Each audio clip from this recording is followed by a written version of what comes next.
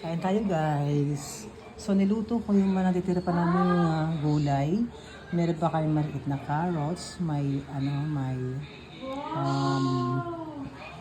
kalabasa, may bagyo beans, string beans, tsaka may talong, tsaka yung ano bang nilagay ko dito? Yun, ang sarap.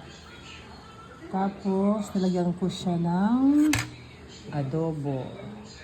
Pork adobo. Yung adobo, nilagay ko dito. Kaya, ito yung sahog niya. Pork adobo sa gulay. Inisang gulay na masarap. Ano masasabi mo? Ano masasabi mo?